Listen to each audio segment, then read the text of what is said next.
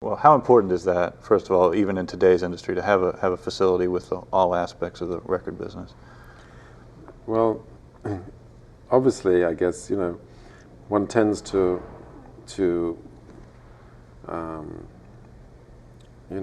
support the system that you know, or the way that you've started. So for me, I believe completely in that very same process I described, because from that, on a very simple level, you learned everything.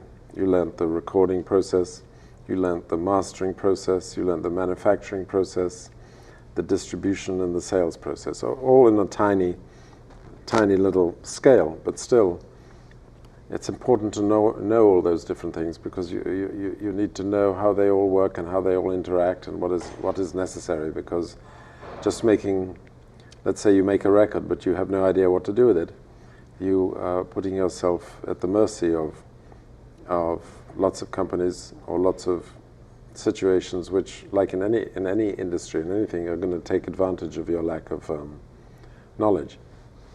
Plus, I also think that if you're doing something, there is a passion that only you can have for it, that you can't sort of delegate that passion. And so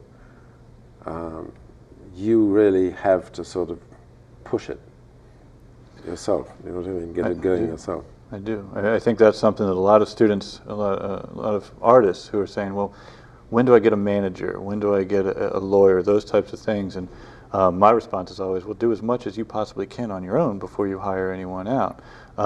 What you described, is it possible for an artist to do what you just described, or do they need someone like you, the visionary, the label, to go and do all those details, or is it possible for an artist to be their own label at the beginning? Here we are in 2004. I would say it's very possible for an artist to do it himself, because I knew nothing about what I was doing.